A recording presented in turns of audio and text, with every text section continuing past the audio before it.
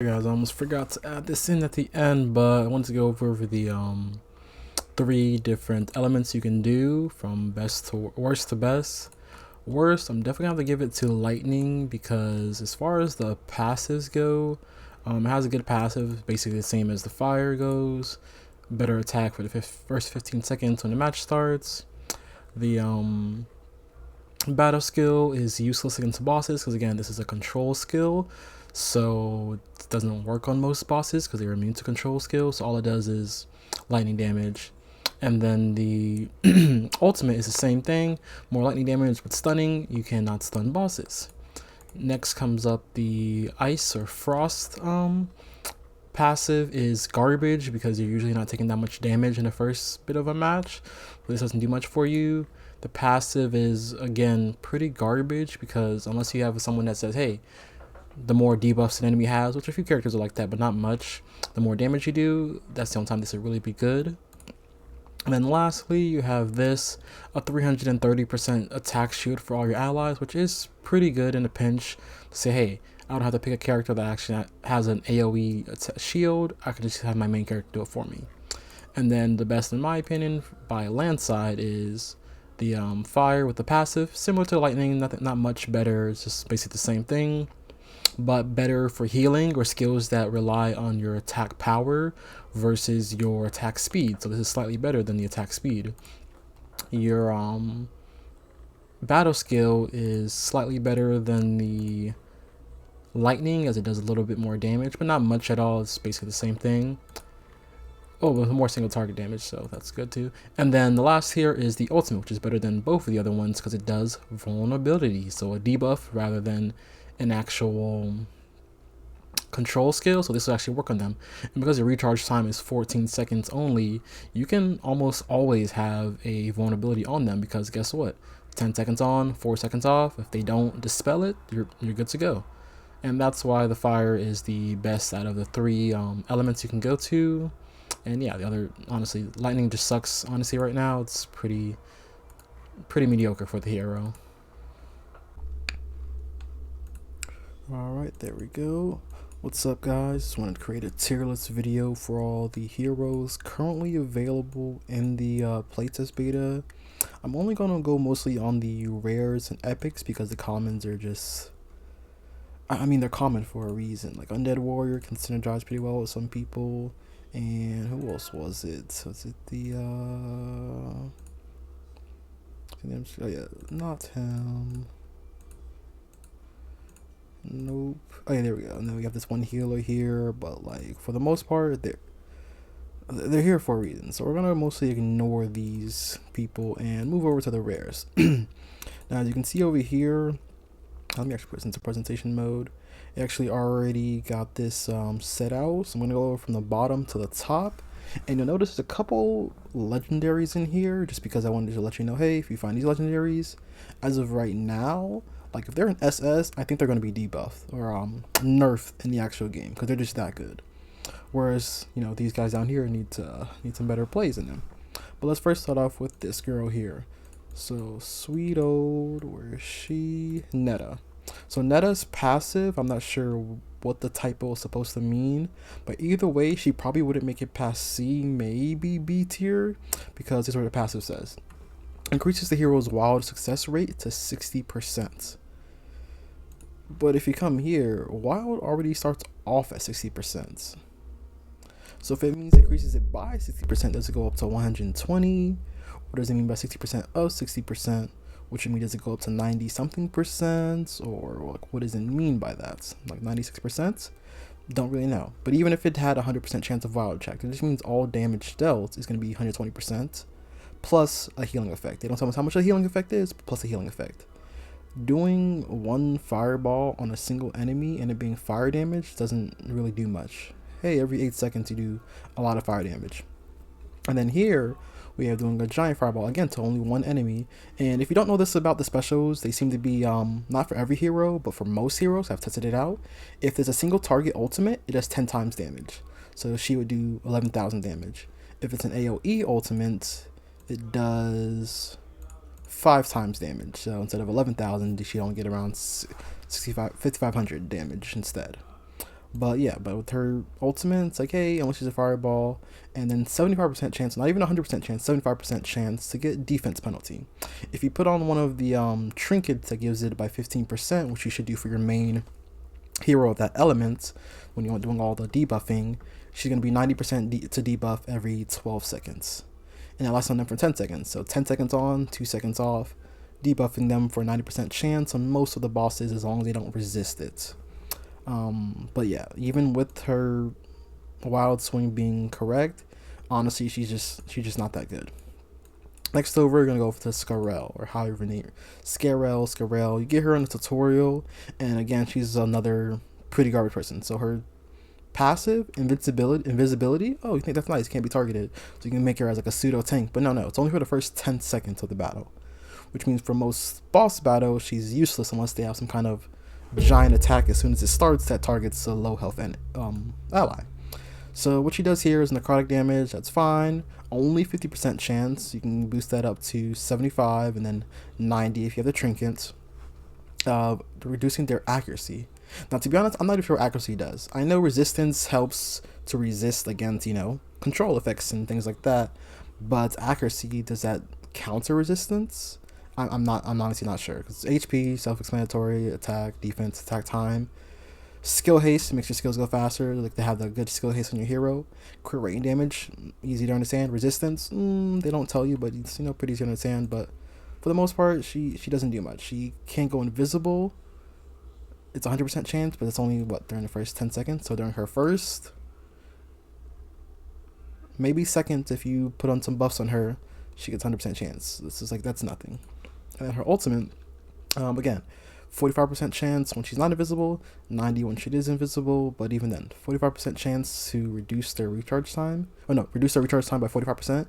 Now, that's one of the best effects in the game against bosses, because unless they're immune to it, which is one of the bosses are, I'll show you guys that later, this basically gives your team another turn to not be overwhelmed by their giant AoE or their single target missile attack. So but even then, like I said, she's for the most part garbage stats. Yeah, she's not good.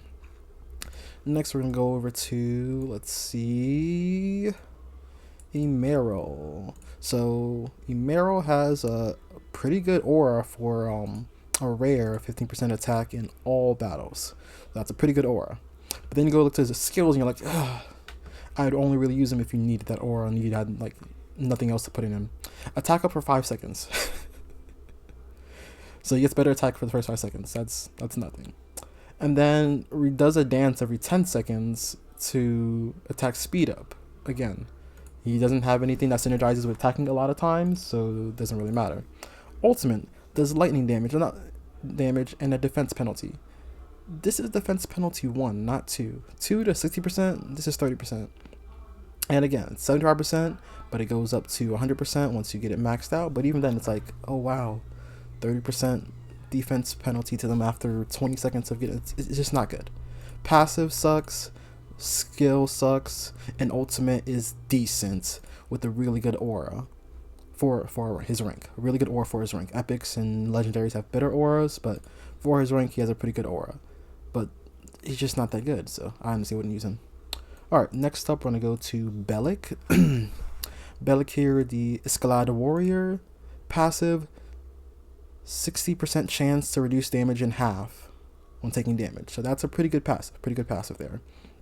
When he hits an enemy, he does radiant damage. Radiant damage is pretty weak in this game as of right now. The best people to do lots and lots of damage seem to be all the fire and poison characters. Like, a lot of the fire and poison characters do the most damage. Poison can kind of solo with their own poison stats, and the fire people all synergize pretty well with doing burn damage. But the radiant, necrotic, and lightning.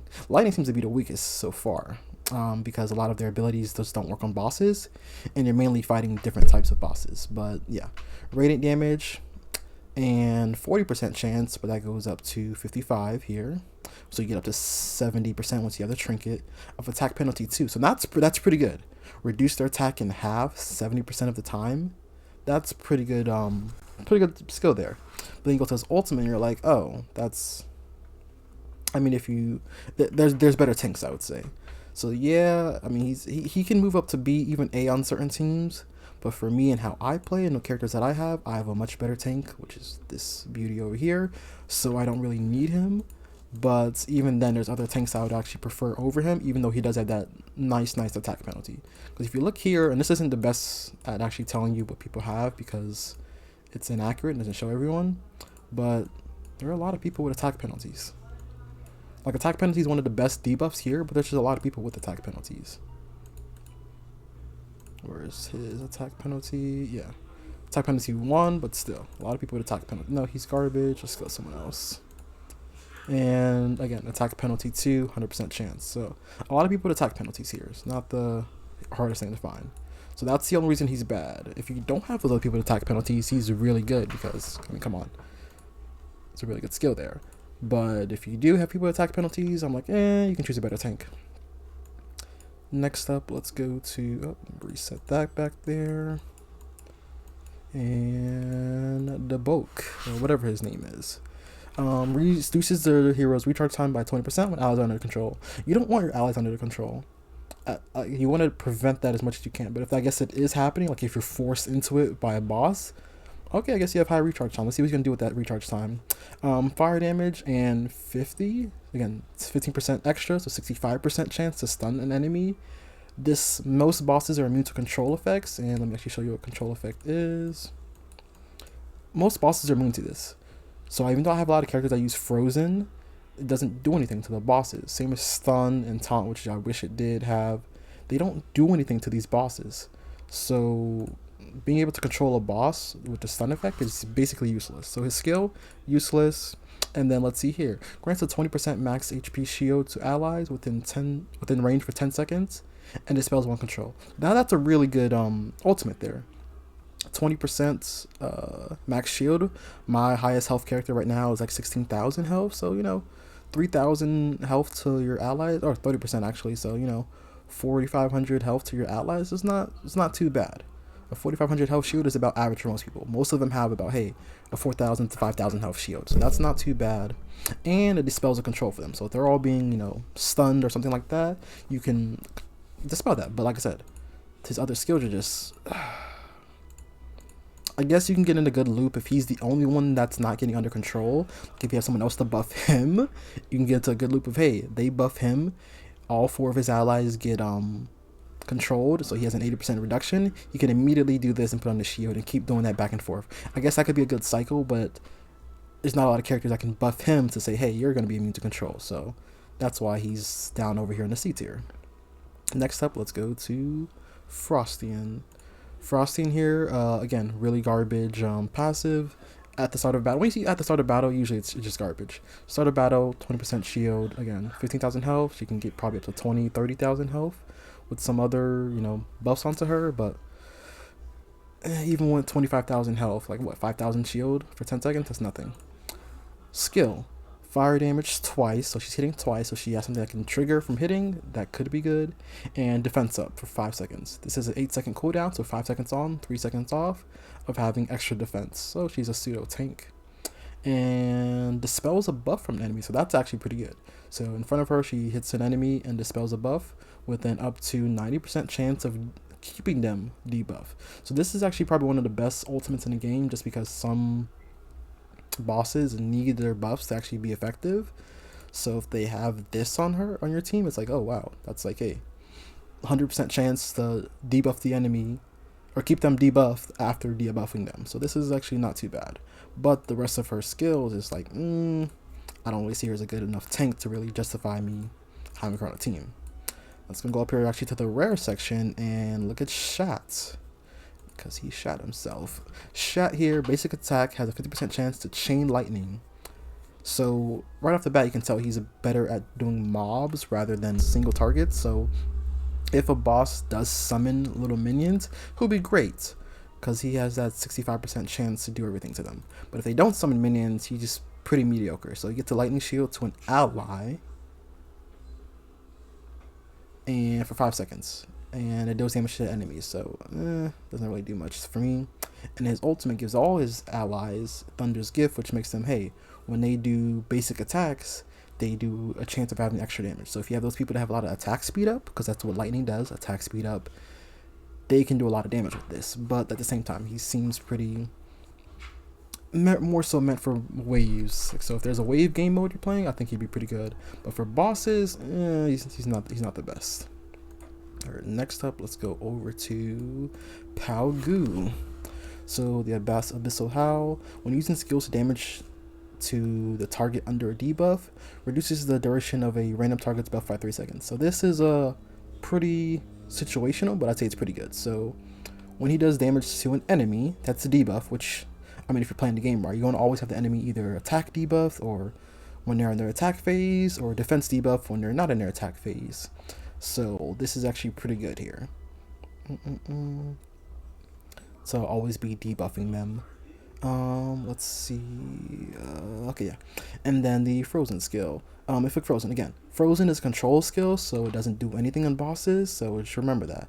So prior attacks on enemies with the most debuffs. Again, if you're facing a boss anyways, this doesn't really matter. So this skill here is pretty useless. Let's look at the ultimate now.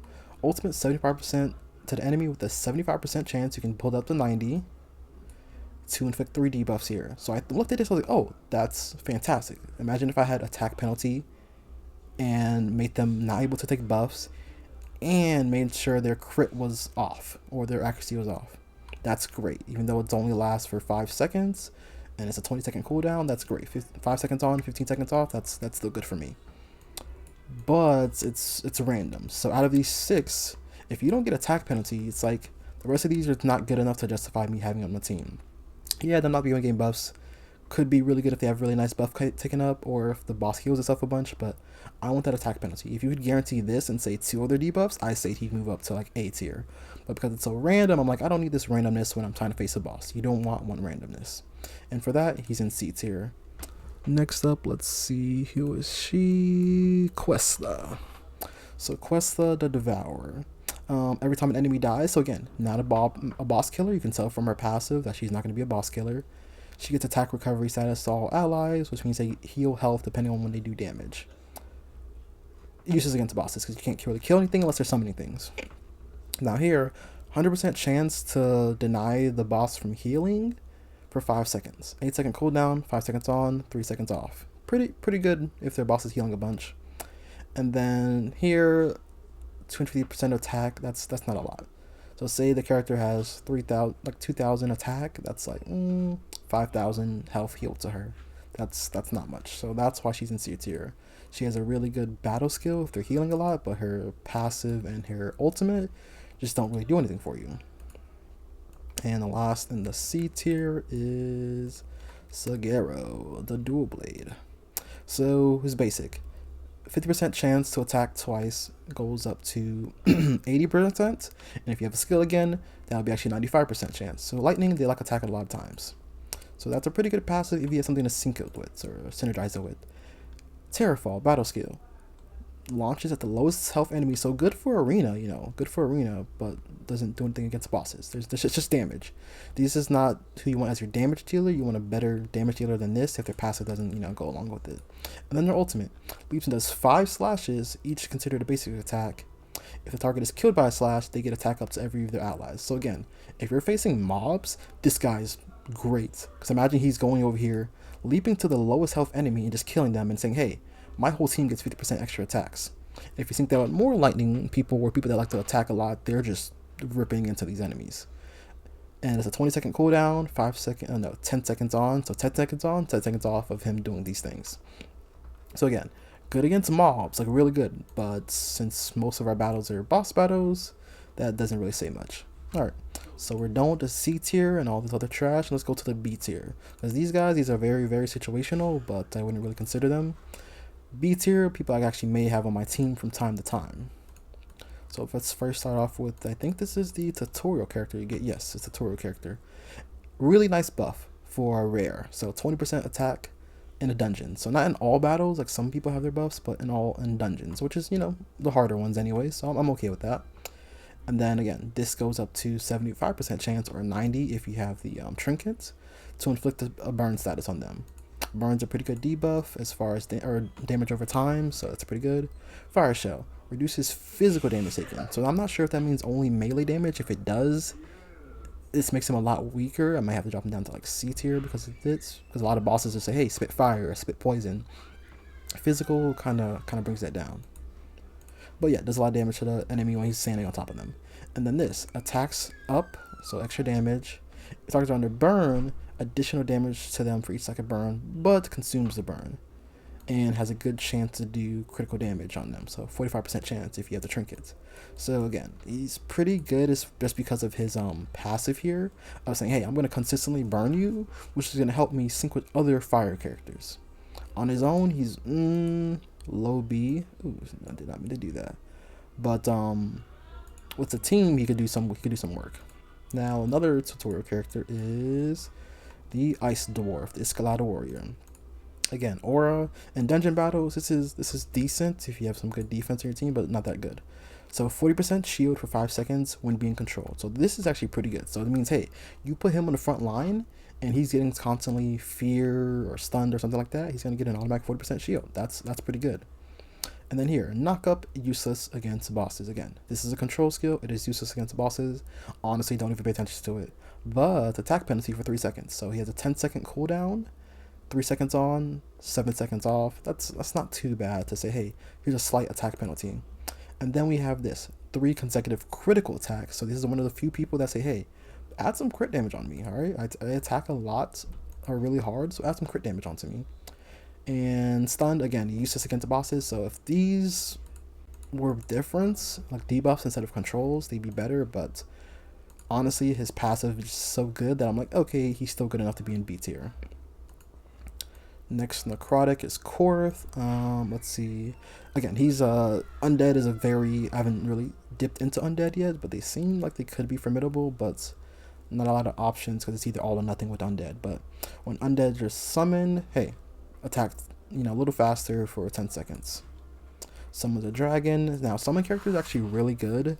If you notice over here, I'm going to go to Ishatan later, but summons basically nearly double the damage you're allowed to output, and also gets another body on the field that you can stay healing to say, hey, boss, try to target this guy for your really strong single target attack instead of targeting one of my actual main guys. So this is actually pretty good to have this here. And then his ultimate, attack speed up to all allies that are undead in an area. That's why he's in B tier. So his passive, decent when combined with his really good battle skill, one of the best battle skills, I think. But because his ultimate's so useless, I'm like, this doesn't really do much for me. And then we're the twins. So first we'll go over to Lorez, and then we'll do Muliere next. Lorez, passive, taking damage has a 10% chance to inflict floors in. Again, this is a control. It doesn't really do anything against the bosses. But even then, 25% chance to do nothing against the boss, that's nothing. Here we go. Here, deals ice damage and gets a 10% max HP shield for 5 seconds. Takes 8 seconds to recharge, so 5 seconds on, 3 seconds off. Pretty mediocre. And then taunt and attack penalty. So if he didn't have this attack penalty, honestly, I'd put him down to C, maybe even D tier. But because he does have the attack penalty, which is one of the better debuffs, I'm like, okay, I'll keep you in here. But for the most part, he's not that good. And Muliere, his twin here, without the mask, rally. When he's rallied, he gets attack up. So he's going to sync up really well with some lightning heroes and some radiant heroes because of the rally. Battle skill is just damage. That's all it is. It's just damage every 8 seconds. Ultimate here has a 100% chance to inflict defense penalty 2, which is one of my favorite debuffs, and casting rally. It's pretty good. It means he can self-sustain all his skills and doesn't really need anyone else to help activate them. 20-second recharge on his ultimates. He's not the worst. So yeah, pure damage guy there. Next, let's go to Lollari and see his passive. So when he deals poison damage, it has a 50% chance or 65% chance to do defense penalty 1, and not 2, but 1 on an enemy. So it's 1 and not 2, so it's weaker, but it's happening pretty often because it says, hey, when I do a battle skill or an ultimate skill, I'm going to do that. So 22-second timer and 8-second timer. I'm going to be able to do, some damage on you. Here we go. So 100% chance to inflict poison for 10 seconds. That's pretty decent. Poison is the one thing you can get past shields, so that's why I like poison. If it weren't for this, well, it doesn't get past shields, but if it wasn't for this to say, hey, go off of their max HP, I would prefer burn all the time, but because you might have bosses that have a lot of max HP, poison is sometimes even better than burn, even though they're both the two best DPS clans right now, in my opinion. Alright, let's see here. Chance to inflict, what is that, 100% chance of 2 stacks of poison for 10 seconds. So, again, poison's pretty good damage dealing, so even though it's nothing special, you just say, hey, I do a lot of damage, and I can debuff you a little bit. That's good enough for me, because poison does a lot of damage. Next up, let's see the Lightning Dwarf, or she Vani. So the Wanderer, for every 6 basic attacks, next would be a double hit. Lightning likes to hit a lot, that's nothing special. 50% chance or 65% chance to do a debuff. That's not that good. 65% chance to do a debuff for 5 seconds and then 3 seconds to be recharged back on. That's not good enough for me. And then her ultimate though, that's pretty good. 50% attack speed to all your allies. 10 seconds, 6 seconds off because of 16 seconds recharge time. That's pretty good. So if it wasn't for this really nice ultimate, I'd honestly drop her down a lot. But then she also has this good battle skill here, so she's pretty good. Her passive is just the only thing that's garbage. If her passive said, hey, every time you do certain things, you do like a defense penalty or lightning hit or something like that, she'd be better, but her passive is holding her back. But otherwise, she's pretty good battle and ultimate skill here. Next, we're going to go to Wellby. Wellby has, again, another rally character because he is Radiant. To do, 7 o'clock, so the day has reset. Attack up to surrounding allies. I'm not sure if that means in a 1x1 box around him, because some characters will actually have the box around them when you use them. I haven't even tested him out yet, but I'm assuming that's what it means. A 1x1 around him, hey, he has to be in the middle. So that's good. So hey, every time he gets rallied, he's gonna give everyone a small buff to their attack. That's pretty good.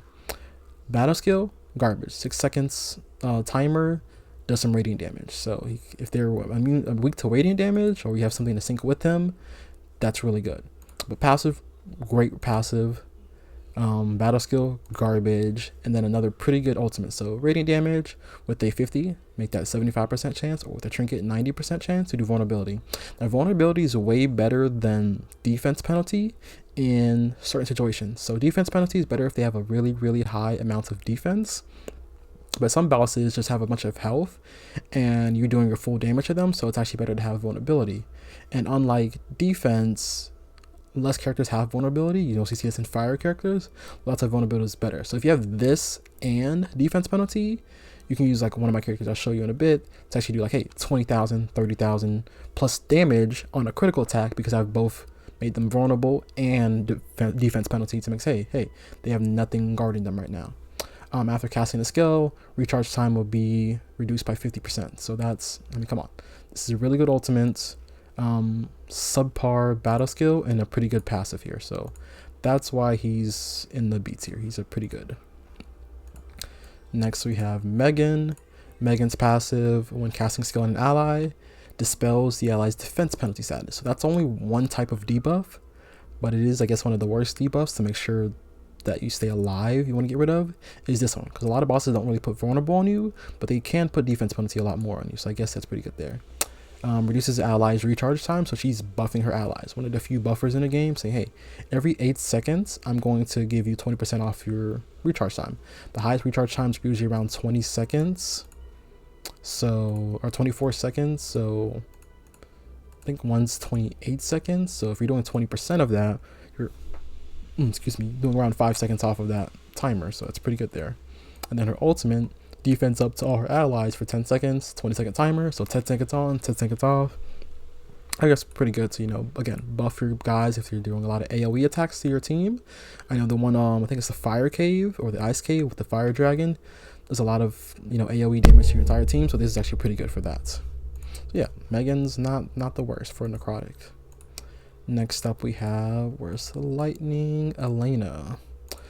So deals damage to enemies with skills, granted 10% of the targets, so not her own, but the targets, max HP, her own max HP shield to the nearest ally for 20% shield.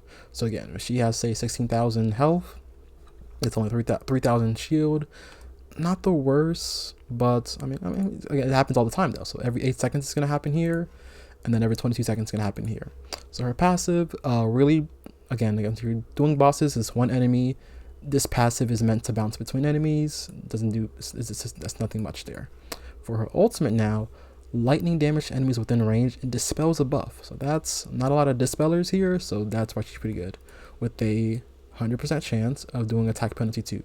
So her ultimate is like really good. It debuffs the enemy by making them weaker, and if they do have any buffs on them, it also takes off that buff with 100% chance. So this is a really good one to have on your team just for that ultimate. Because her passive, it's her battle skill is really bad, but her ultimate is just really good there. That's the only reason she's in B tier. Really nice ultimate.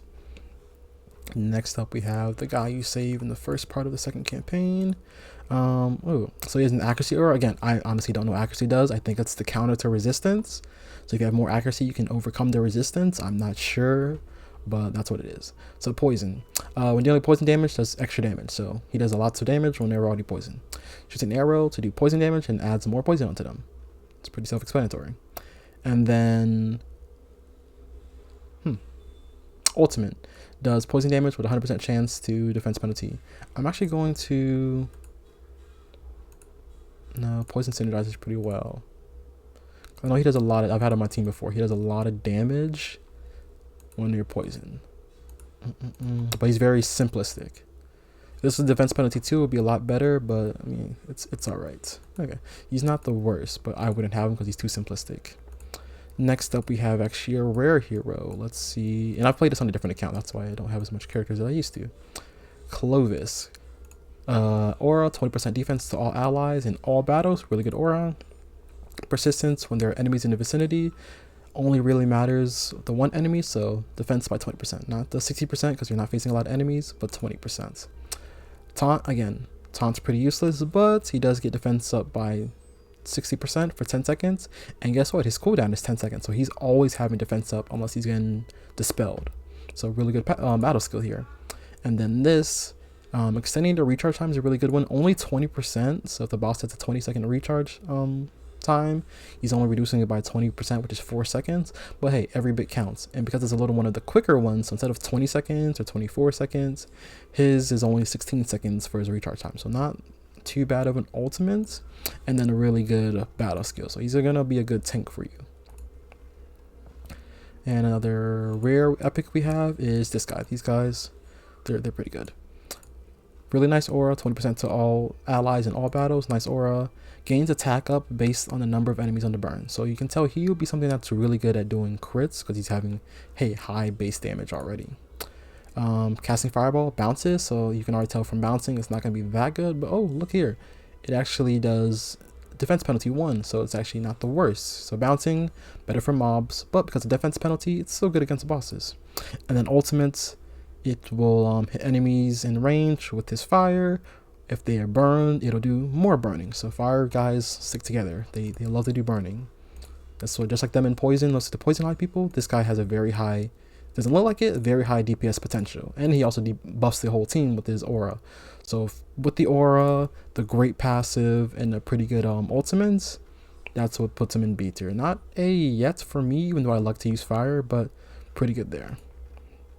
Next, we're going to have Lola. If I remember correctly, she has the, yeah, silence is okay, but stunned, again, doesn't really do against bosses. So this actually, you don't want them to be stunned because it's going to be useless against the boss. Silence, is silence also a control? I think it is. Yeah, silence is also control. So actually both of her skills are useless against bosses and attack penalty here. So I'm actually going to remove her down to C tier because her ultimate's the only skill that's even remotely okay, and the rest are garbage. Next comes up to Zraacs. So passive, if he's him or one of his turrets that he summons from his ultimate, attacks an enemy with burn, so again, synergizing with other burn characters, is 75% chance or 90 if you have a trinket of doing defense penalty 2 for 60 seconds. So this, if you have him on your team with a good burner, like 1 or 2 other people, being your hero and maybe one other person, he can do a lot of damage to them. Explosive grenade, 100% chance to do 1 stack of burn for 6 seconds, which is a short time, but 8-second cooldown. So 6 seconds on, 2 seconds off, you're going to have at least 1 burn on them. And then his ultimate saying, hey, I can summon a turret turret to say even more burn damage on them. So him, simple character, but one, good, the best in my opinion debuff besides the attack penalty. And then just burning a lot. He's a pretty good B character. He's like high B. I put him up there, high B. And then last up we have our ice guy here. Where is he? Gadnus. So Gadnus, really good aura. Passive, 20% chance of gaining immunity when inflicted with a debuff. Now I don't know why it's worded this way when there's a different wording. There's a lot of misspells in this, but pretty good passive here. Each time he gets immune to debuff, he reduces your charge time by 10%, so that's 2.4 seconds every time he gets a debuff, basically. Or every time he deflects a debuff, so not the best because it's only 20% of the time you're going to get this happening to you, but hey, 1 to 5 times you get debuff, you're going to have a better chance. That's good. And then if you increase this to 35% chance, it's 1 in 3 times you get debuff, you're going to have this happening, so not too bad. Knock up and stun, useless against bosses, but speed penalty does have a debuff if you synergize with certain characters to say, hey, they have a debuff on them. The more debuffs that are on them, the better you do. That's where he comes into play. Otherwise, he's pretty mediocre there. Battle skill, again, 90% or 100% chance to do attack penalty 1. So he's all around a pretty solid character, but not good enough to me to go into A category. But now we're going into A. So A, U, and S. A is basically just, A is good on most teams. U can be anywhere as garbage as F, or as good as SS on certain teams. That's why U is a kind of a special team here. And then S is good on most teams, regardless of what you're doing. But let's go into U. So first, let's see. Where is she at? Did I pass her? She's a legendary, but I want to show her skills because they're really good if you do get her. She's one of the better legendaries in the game. Okay, so Acilia, or Shilla, I'm not sure her name. So each time she dispels something, she gets to stack up her healing or resist a debuff by up to 10 times. It doesn't say how much. I'm assuming it's 3% because that seems to be what most characters have. If not 3%, then 5%. So I'm assuming 30% or 50% extra healing. Now, it grants debuff to all the allies in this area. Pretty easy to have her charge in this box and have a couple allies behind in these 3 boxes to get buffed by this. So 5 seconds of this with a 10-second timer, 5 seconds on, 5 seconds off. Pretty good shield she has here. Oh, and she also heals them with it. So not only does she put a defense buff on them, she heals them for 35%, which is most 35%. So that's pretty good passive there. And then her ultimate dispels all, read that, all debuffs from your allies. That's what makes her so good, because some bosses will hit you like 2 or 3 debuffs, or if you're facing a poison one, multiple stacks of a debuff. So this is why this is really good. And then heals them for 3% times 10, 30% plus, and it says 5 and 10%, but that's not gonna be a flat here, because imagine you doing 18% 10 times, that's too much healing. So I'm assuming it's saying, hey, in addition to this 30%, you're getting 15% more, 45%, with a long recharge time of 24 seconds. So pretty good ultimate to debuff or dispel all debuffs. Really good battle skill, and then a pretty good passive when she's doing everything else. So yeah, that's why she's over here in U. But let me go back to A because I got off track. No, not him. Where's your lightning version of U? There we go. Agness. So Agness the Dauntless characters, I like them a lot. So attack speed up, every time he does 3 basic attacks, the next one, so the 4th attacks, will be lightning damage and attack speed up for 5 seconds. So that's pretty good. Lots of damage there. And then, ooh, look, another person with vulnerability on the lightning side deals 100% chance of doing vulnerability for 5 seconds with an 8-second timer. So 5 seconds on, 3 seconds off. Pretty good battle skill, pretty good passive. And then, let's go to the ultimate. 3 javelins, and they're all considered basic. So once you do your ultimate, it's going to trigger this automatically. 16-second timer for this to do, yes. Does not synergize well with other skills. I'm not sure how that works actually, but it doesn't do much on its own. But when it comes back to this to say, hey, a more attack speed up, it means you're always trying to put extra damage on them. So this is someone pretty good for just doing pure attack plus a little bit of vulnerability, which is, variety from the defense penalty. Next up we have, where's that goblin? Did I cover Zraacs already? Or just the other one? I did cover Zraacs already. Did I skip one? I think I was supposed to go to this guy. No, he's in A. Okay, yeah, sorry. So here we go. Light him up. Ever 3 basic attacks. So he's going to be pair up with Wealth and Lightning people. You want him to be a high attack speed time versus attack because he wants to attack a lot of times, not one strong time. Say, hey, every 4th attack, you're going to inflict burn on them, 100% chance. His battle skill, that takes 10 seconds to recharge and has a 75% chance to inflict burn on them. Pretty good. And it throws 3 of them. So I'm pretty sure those ones are individual stacks. So there's poison works that way. So I'm assuming it's the same way to say, hey, you have 3 chances of 75% or 90% with a trinket to inflict a burn on them. And then last skill does 5 bottles. Each has a chance of 50 plus a trinket, 65% chance to inflict 1 stack of burn and attack up to the enemy or allies for 10 seconds. So that's a pretty good ultimate. That's why he's an A tier. Really good ultimate, and the passive and battle skill work together really well. Next is go up to rare, and where is this? Dane. Dane, his passive reduces his recharge time at 50% when he's fighting someone that's already low health. So really bad in the beginning phase of a boss, but if you're already okay there, if you're kind of like getting slowly ticked down more and more as the boss goes on, because you're only healing 90% of the damage he's doing to you, this is where someone like this comes in handy, because it means, hey, once we get that guy down here, I'm going to start doing way more damage because I'm doing my ultimate a lot more. So it dispels all buffs from the enemy. So that's what he's going to do. He's going to say, hey, enemy, you're already half dead. I'm going to dispel your buff and does an attack penalty onto them. So that's pretty good there. Oh, yeah. And if it's, look at that. If they're less than 50% health, so again, if they're low health, he fights better, he's going to steal their buffs. So you're actually going to want the boss to say, hey, I'm going to do attack up to me, attack speed up to me, defense up to me, all these things. And you say, hey, I'm gonna take those. All right, I'm just gonna take those for myself. So one of the more niche best ultimates out here. Pretty good passive skill. And then fear, again, useless against bosses. So bad battle skill because his passive and his ultimate are so good though. I'm gonna let it pass. He's someone good to have on your team, Dane. I wish I'd had him on this account because I like my fire characters here. And that's what I've been going for. But yeah, but really good ultimate here with Dane. Now let's go to poison, and let's see here. So the Ninja Turtle over here, Dench. So every 3 basic attacks, again, one of those people likes to attack a lot of times. So every 4th attack, you do poison damage, 100% chance to do poison stack for 10 seconds, and 100% chance to do vulnerability for 5 seconds. So really good passive on, hey, attacking a lot. So firing an orb at an enemy or a group of enemies for a 75% chance. I got actually had a call there.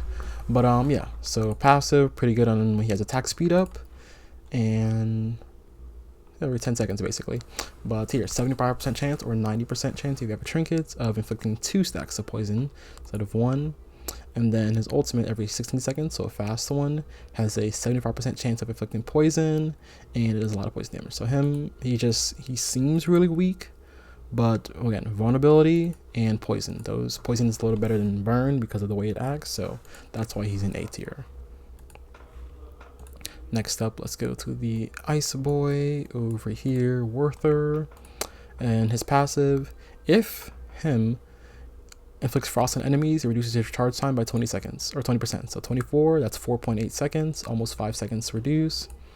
And then this one, that's about almost 1.4 seconds reduced, so pretty good when he does frost on an enemy.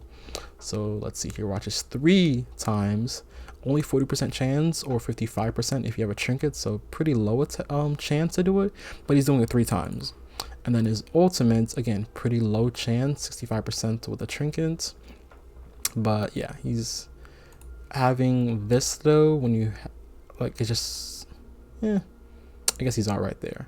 I'm actually going to move him down to... No, because he still synergizes really well putting frost on enemies. Frost is, of course, the frost and frozen for fire or ice. Fire has burn and vulnerability. Lightning has stunned and other things. But because he synergizes well with other characters, I'll keep him there on the A tier.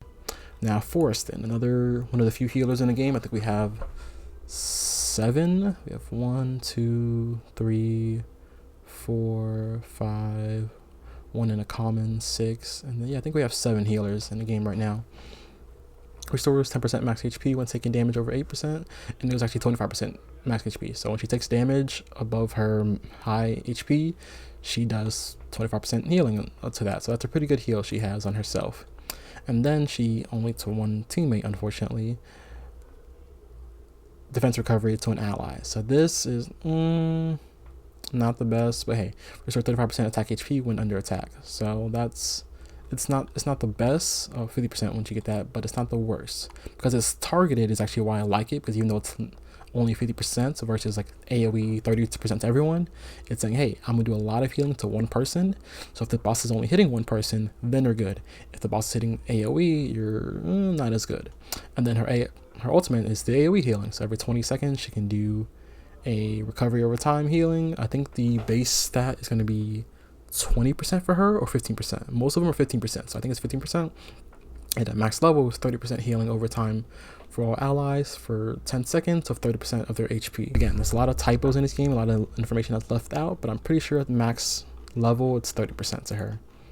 Next up we have another poison shirtless man, and he is, where is he at? What is he? Oh, he's the rare, or sorry, epic. The other clone of this guy. So his, again, I have no idea what accuracy does, but there it is. So when attacking enemy under poison, spreads its poison to nearby enemies, so that's pretty garbage if they don't have summons. But here we go here. 3 attacks with 100% chance to inflict poison for 10 seconds, and 100% chance to inflict defense penalty. So this is why this is pretty good. So he's doing a lot of attacks, and he's 100% chance to inflict the poison and defense penalty. That's why he has a really good battle skill. And his ultimate, again, refreshes duration of one enemy's poison, so it's only going to be fighting one guy, and then more poison to other people around him. So passive, garbage, ultimate mediocre, but really good battle skill. And then last up here we have, where's this person at? Duboque. So again, I don't use a lot of necrotic, but he seems pretty decent for his skills. So every time a friendly unit dies, reduces his recharge by 10%. So that's going to be 1.2 seconds and 2.4 seconds.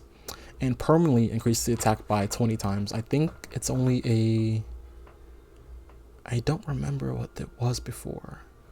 It's either 1%, so it's 20% max, or 3%, which is a pretty big difference. But that actually have to test out if I get him again. Yeah, that I have to test out. I'm not sure how much that is. And then one of the better skills in the game, being able to summon allies to aggro single target skills, and to also just be somewhere extra you can heal, so that your healer is just healing more health. So that's really good battle skill there. And then this is just necrotic damage, all it is. It's all necrotic damage, so ultimate's pretty mediocre, but the passive and the battle skill work together really well. So that is the end of the A tier. Now again, the U tier here, I guess is like utility or special, is anywhere from an S person if you put them on the right team to as low as a C person if they're not on the right team. So that's where they're here in U. And I showed you a preview of her earlier, but Acilia, really good healer. That's why she's up here. Next up is the skeleton. His passive allows him to, when he has more debuffs on him, he takes less damage. So if bosses are doing a lot of debuffs to you, he's gonna be like, all right, I don't care, you're gonna actually make me stronger. And then his ultimate actually says, hey, I'm gonna take those debuffs from our teammates and put them onto myself and do 15% healing for each of those ones. So that's a pretty strong ultimate there every 16 seconds. And then his passive randomly dispels one debuff from himself and gains a defensive. So again, he's better with the debuffs on him, but not completely because it's still a debuff. So he's able to dispel that every 8 seconds. So really fast recharge time on him. So that's why he's over here in U, because he can be really good on certain bosses. Next is the poison hero Jekyll. He's really good here. Less damage when you're under healing reduction status. So once he puts his ultimate on them, which has a 100% chance to trigger for 10 seconds and 16-second timer, he just takes damage from the boss. So that's why his pretty good pseudo tank, not an actual tank, but pretty good pseudo tank here. And also his ultimate reduces their recharge time by 20%. So if you do this on the boss with a 20% or 20-second recharge time, that's reducing that by 4 seconds. So say, hey, you're gonna go back 4 seconds. And then his battle skill, again, you know how much I love attack penalty, half the boss's attack for 5 seconds. 8-second timer, 5 seconds on, 3 seconds off. A really good battle skill. That's why he's up here. And where is she? There we go. Wusa, one of my favorites when I got her before, because until I got the better version of her, which has the same skill here, I was like, dang, she's really strong.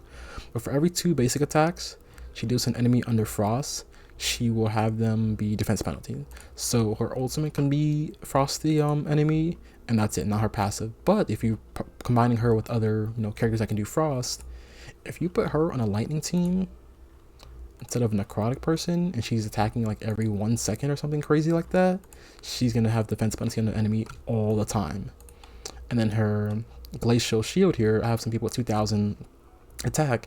She can put an 8,000 attack shield on herself and also speed up everyone else's attacks. So she self buffs herself with this to do more attacks while they're already under frost. So she's just really good. Honestly, I'm surprised she's basically an epic in my idea, but like really good. Like if I had her leveled up, I would use her a lot more on this account, but I found again a better tank because she's good at tanking and debuffing the enemy, but she's focusing too much on attack when I'm like, I need a tank right now, not an attack person. But she's probably one of the best rares in the game in my opinion, just because of how strong she is to do everything on her own.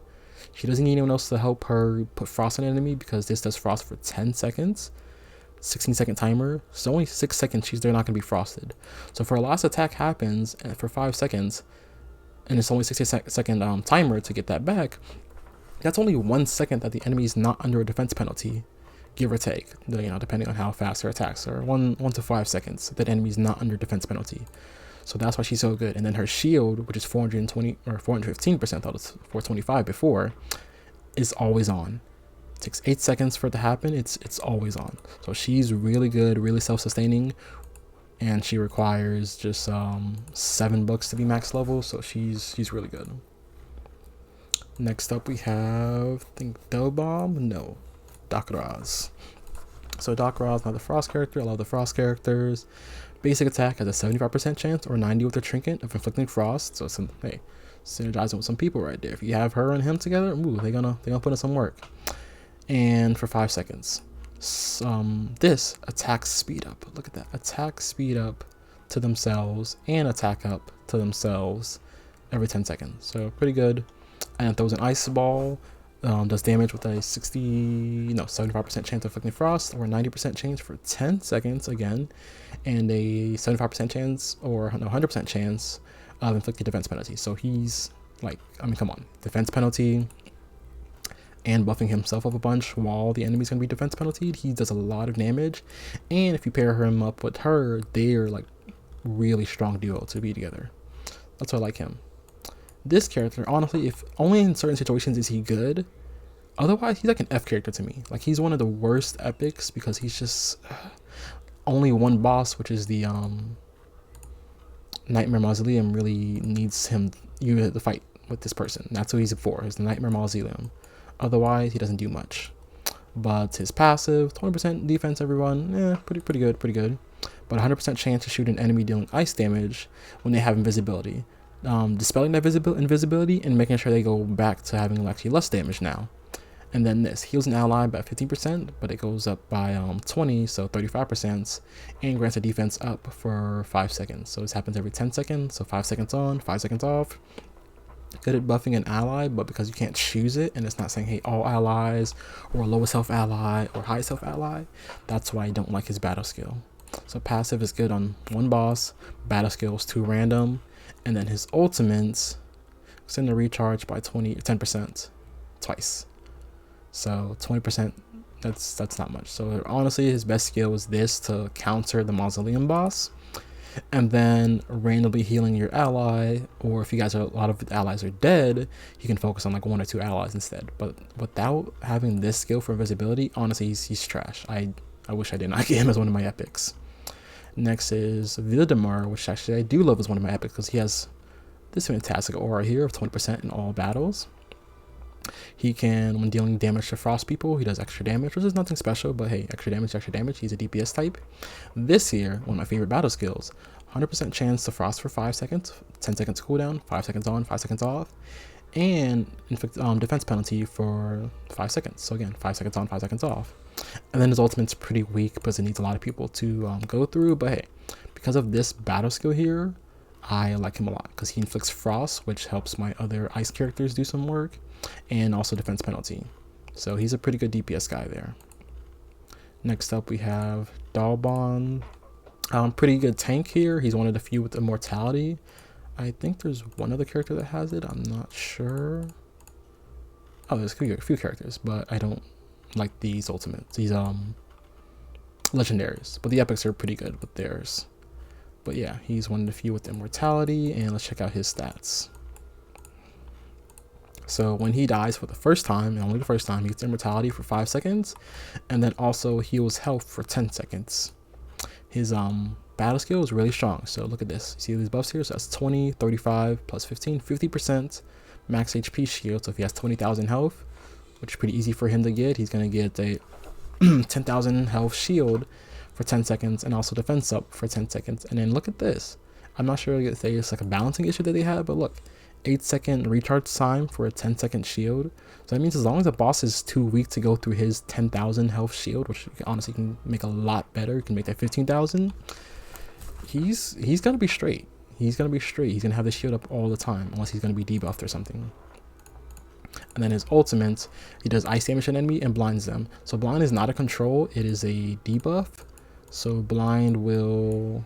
Oh, is it a control? Oh, never mind. I was wrong. I don't know if that changed or not from the earlier playtest, but hey, never mind. So his ultimate is actually a lot weaker than I remember it being, but he does ice damage, and that's it. But honestly, this passive though, for him to just stay here and be tanking a lot is very powerful. That's why I like him. Next up we have is this guy. I did not mean to do that. Another fire dwarf. So when taking damage, has a 45% chance or 60% chance of getting a 30% max HP shield. So pretty good passive there to get a shield almost half the time. And then here, defense up to his self for 5 seconds with a recharge time of 10 seconds. So 5 seconds on, 5 seconds off of having a defense up. And then taunt is useless, but he also gets defense reduction for 10 seconds with a 20-second timer, 10 seconds on, 10 seconds off. Pretty good. So because of his really good passive, which procs to me way more than how much it says it does, that's why he's on here. Really good proc, really good defense up. He can just self tank a lot. And he does need a healer because he can't actually give himself health, but he can tank pretty well on his own. Next up we have Kamari, and he's pretty good because of his let's see, there we go. Because of this, he gets the resurrect dead ally. So resurrects a recently dead ally. If there is no dead ally, he restores 40% max HP to an ally with the lowest HP. So he's gonna pick someone that's already dead. If he doesn't have someone that's already dead, he's gonna pick the guy that's almost about to die. So that's why I like this targeted healing, because it's not saying, hey, random healing to somebody, and then also giving that person the defense up if they were not dead. So every 20 seconds, he gets to revive somebody or heal them for a lot of health and get their defense up. Battle skills, knockup is useless on bosses, and then radiant damage doesn't really proc with a lot of other radiant characters. So it's not like fire or lightning or poison, which is, hey, when you do this to somebody, you do actually, this radiant damage is pretty weak. And then this is one of the weakest passives, because it says, hey, at the battle starts, that's only for 10 seconds and then you're gone. Battle can be 2 minutes, it can be 5 minutes, it can be 10 minutes for some of these boss battles that take forever. So this is nothing, but because of his ultimate is so good, that's why he's in U, because he can be down here or he can be up here depending on some teams. And then last but not least for the U category, where's that arrow wielder? There we go, Lydia. I thought she wielded an arrow, is she not? Exact game, but yeah. So back to her, lightning, they like to do a lot of attacks, but hey, every 5 attacks, not every 4 like the other ones, but every 5 attacks, she gets a shield for 40% max shield, and then 30% to the ally with the lowest HP. Again, targeted shielding, this is one of my favorites. Similar skill that I have on another character I'm going to show you, that's a legendary, that does this. But hey, for 12 seconds, she gets a 40% shield, and then a teammate gets a 30% shield for 12 seconds. She attacks pretty slow at 2.6. Some people have like a 1 second timer, some people have 2.2, but she attacks pretty slow there. But if you put her attack speed up to say, hey, 1.8 seconds, that's going to take her less than 9 seconds to actually do her thing. And then look at here, attack speed up. So hey, 5 seconds attack speed up and immortality. That means she cannot die. So she's a pseudo tank. She gets herself a shield, gives her lowest health teammate a shield, which is your DPS or your healer. And then she says, hey, I'm going to be immortal for about 5 seconds and go ham. And then control status immunity to everybody for 10 seconds and unleashes battle skills for everybody. So again, she's going to trigger this a second time. So if you proc this together to say, hey, I do this, you see it go on cooldown like you're watching her and it goes on cooldown because it's 5 seconds on, 16 seconds or 11 seconds off. During those 11 seconds, you can proc this and then it's going to proc this again for another 5 seconds. So really you're only having 7 seconds of not being immortal. And then you're also going to be immune to control for 10 seconds versus 14 seconds. So a little less than half the time. So because of this honestly great passive, or not passive, battle skill, Lydia's pretty good. Lydia can tank some people. Like she can solo dolo. I've had her in my legendary before, Felicity, just go together and say, hey, we're just gonna not die. We don't care that it's only 2 of us, we're just gonna sit here and not die. And then that's it for the U. Next up is S. So as you can see here, we're just like, why is there a rare character in the S? Because she's a healer, that's why. And you need healer in a lot of these battles. And compared to the other rare and epic healers, I don't really like them. And even the, I think it's legendary. Where is the water girl? There we go. She's actually not that good in a lot of different decks. So this is like, honestly, again, I don't really know exactly what accuracy and resistance do, but this is like, not the best. 40% max shield goes up to 60% to an ally, 1 ally, and they gain her resistance. So for every 8 seconds, she's gonna put a shield on an ally. That's a random ally. That's nothing. And then she does a 50% health to everyone, and 100% chance to inflict enemy with charm, which doesn't work on bosses. That's why she's like not on this list. I didn't put a lot of ultimates here, or not a lot of ultimates. I didn't put a lot of legendaries here, but she's supposed to be down here because of that. Yeah, because of that mediocre ultimates, somewhat good battle skill, and they don't know how to rank her passive. That's why I'm like, I don't know if she's really good or not. But back to the first healer, you get off the tutorial, 10% buff to defense for every battle. Not the highest it can get, but it's pretty alright.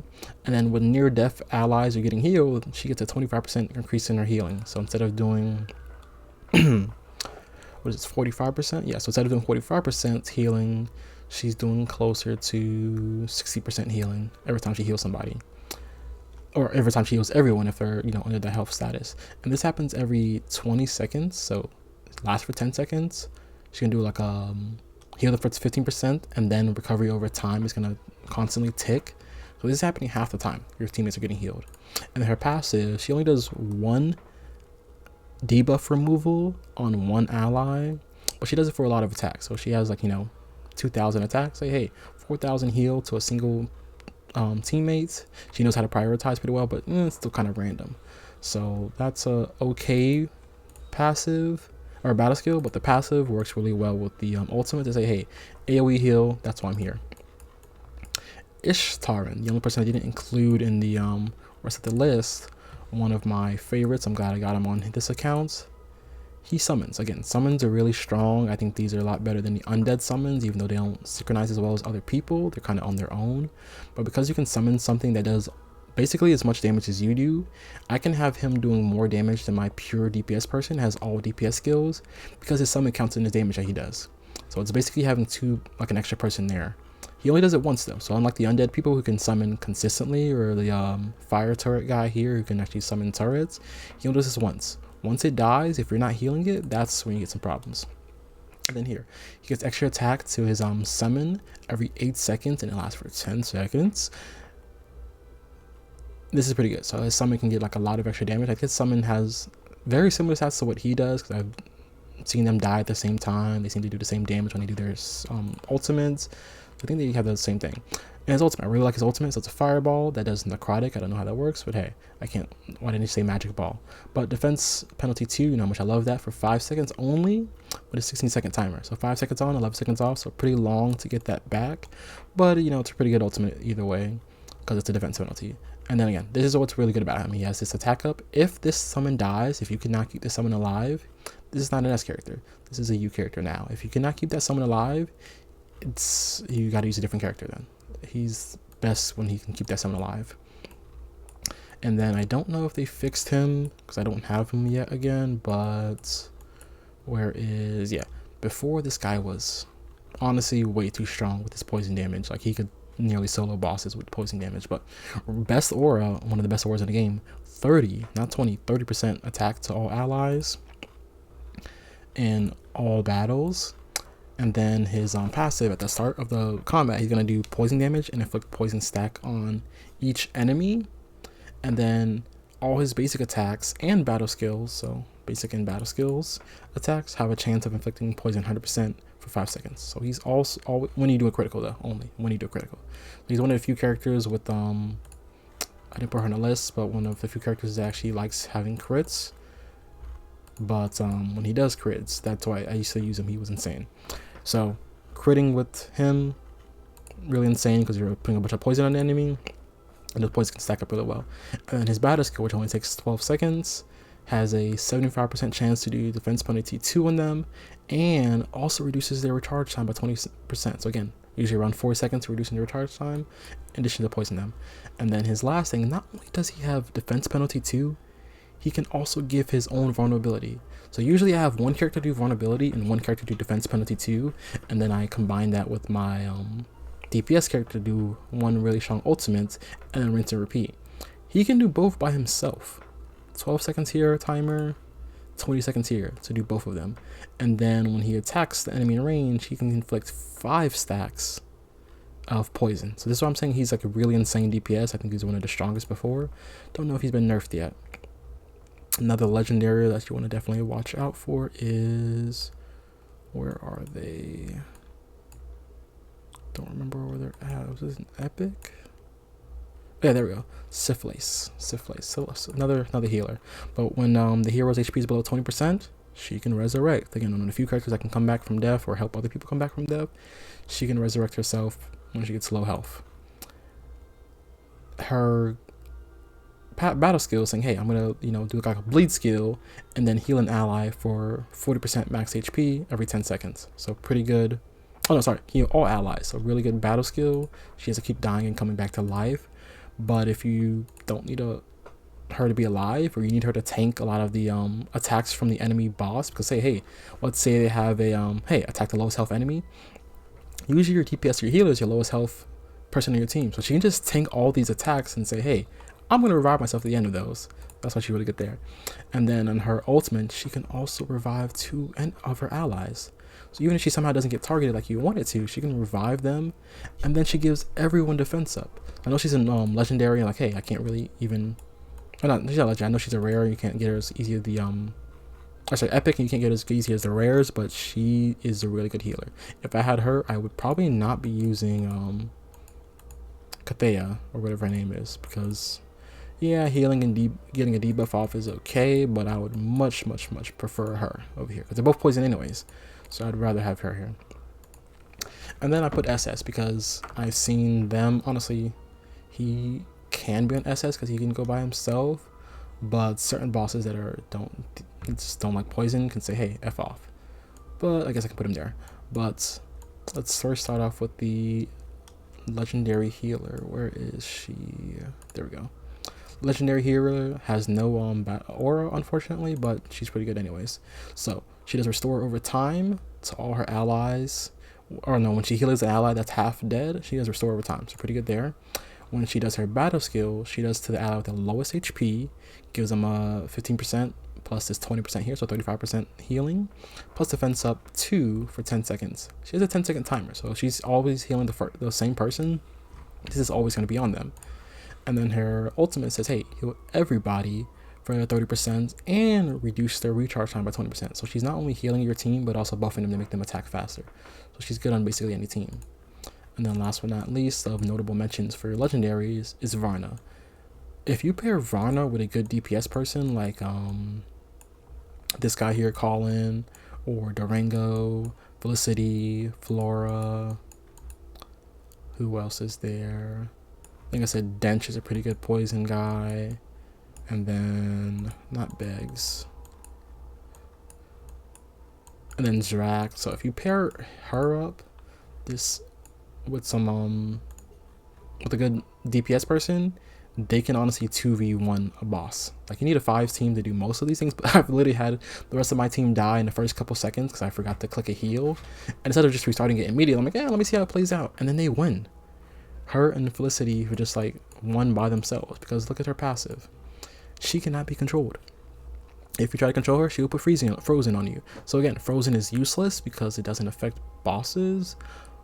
But even without that, she's immune to control. And then if you're doing arena battles and someone has a battle skill that controls her, she just says, hey, thank you for doing it. You're now frozen. You're dead now. This skill here. So this is the same one that, where should I go to the ice? This is the same one that, oh, sorry. Ice. Same one that Wusa has, but a better version. So 400% and attack speed up. Pretty freaking good there. Varna has 450% plus his 20% here, so 470%, and defense. So attack speed up is really good if you're trying to attack, but she's a tank. Despite her nice ultimate, she's a tank. So she can do nearly 500% attack, so say 2,000 attack or more. She can do 10,000 shield to herself, plus max HP shield, so 10% of the max HP. So again, I usually have her around 20,000 HP, and I think, no, 16,000 right now, and like 1,200 attack. So that's what, 6,000 plus 1,600, so it's like almost 8,000 shield, and it happens for, doesn't have a time limit on it, but the defense up does have a time limit, so that shield stays on until it's destroyed. So that's happening every 10 seconds. I'm putting a shield on for like 10,000 freaking health. And her ultimate, really, really good ultimate. 100% chance of frozen, again, uses on bosses, but extends the recharge time by 100%. So if they do not resist this, because they can resist this effect here, but if they don't resist this, you completely reset their bar for doing their skill down to 0. So what I often like to do is, even if she has her ultimate ready, and I can do a lot of damage then because with her ultimate, I just hold it until the enemy's bar goes all the way up, and then I say, hey, return that back. When they resist it, it sucks. It's like, oh, that did nothing. But if they don't resist it, it's like, hey, we return it back to normal. But because of her battle skill that targets herself and an ally, which has the lowest HP, her and an ally can literally solo a lot of these bosses. And then yeah, that's the end of the tier list. I'm gonna do another Cliff Notes version real quick on why these are really good. So doesn't do anything because the visibility sucks. Doesn't do anything. Broken text. C-list characters that don't really matter. B characters can be played in a lot of decks depending on what kind of decks you have, but for the most part you really want to replace them a lot of times. A characters, even though there's a lot of rares here and not as much epics, they're really good rares. So you see these 2 poison characters are capable of doing a lot of damage, same as the fire character. These ice characters have really good utility, they're pretty good. U characters are good in certain situations, but if you don't like undead decks like this person, he sucks. If you're not facing invisibility, he's useless here. If you're facing only one person, he is very reduced in strength here. These characters can be S, but they kind of vary here. S characters, healer, another healer. Honestly, healers are special, that's why they're S, but I don't really have any damage healer because you can kind of say, hey, instead of doing fire, I'm going to do ice. Instead of ice, I'm going to do poison. But healers, you usually need at least 1 on your team if you're not doing like a damage run, like multiplayer, which is saying, hey, we don't really need healing on multiplayer, just kill them before they kill you and you're good. And then SS, I know these are legendaries, you can take whoever you get, but if you get any of these 3 legendaries, you're good to go, honestly.